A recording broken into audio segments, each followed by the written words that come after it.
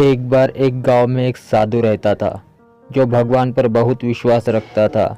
यह बार वह साधु पेड़ के नीचे बैठा था और भगवान को याद कर रहा था तो अचानक वहाँ बाढ़ आ गई। चारों तरफ पानी ही पानी। सब लोग अपने आप को बचाने के लिए ऊपर पहाड़ की तरफ भागने लगे। उनमें से एक आदमी ने देखा कि इस हालत में भी साधु जी भगवान की तपस्या कर रहे हैं। उसने सोचा कि अपने आप को बचाने के लिए कहीं जा क्यों नहीं रहे हैं, तो उसे साधु से बोला, अरे आप कहीं जा क्यों नहीं रहे हो? आप भी मेरे साथ ऊपर पहाड़ की तरफ चलो, नहीं तो डूब जाओगे। साधु बोले, अरे हमें क्या होगा, मैं भगवान की इतनी तपस्या करता हूँ, मुझे कुछ नहीं हो सकता, मुझे भगवान अपने आप बचाएगा। धीरे धीरे पानी साधु के कमर तक आ गया। अब लोग वहाँ से नाव लेकर निकलने लगे तो उनमें से एक ने साधु से कहा, अरे पानी आपकी कमर तक आ गया है, आप हमारे साथ चलो। तो साधु ने कहा कि नहीं नहीं, भगवान मुझे अपने आप बचाएगा। और वह नाव वाला भी वहाँ से निकल गया। कुछ देर बाद पानी इतना बढ़ गया कि साधु के सर तक पहुँच गया और अब लोगों को बचाने के लिए हेलीकॉप्टर निकलने लगे। एक हेलीकॉप्टर साधु के पास आया जो कि आखिरी हेलीकॉप्टर था। साधु के पास नीचे रस्सी फेंकी और बोला, इसे पकड़ो और ऊपर आ जाओ, नहीं तो आप डूब जाओगे।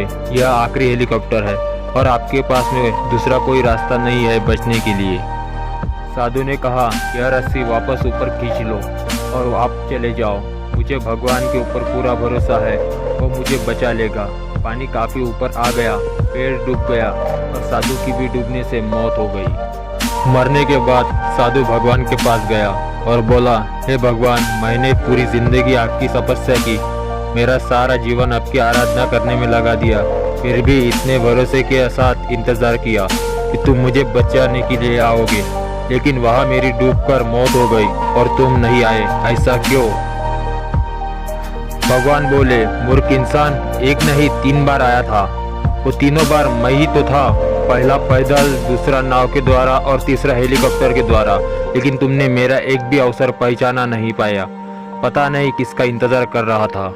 इस तरह से जिंदगी में हमें ऊपर वाला बहुत से मौके देता रहता है, लेकिन हम सब उस मौके को ठुकराकर पता नहीं किस चीज़ का इंतजार कर रहे होते हैं कि वो होगा तभी मैं करूँगा।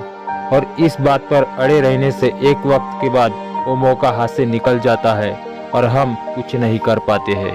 तो किसी भी अच्छे समय का इंतज़ार मत करो, जो भी करना है आज और अभी से ही शुरू कर दो।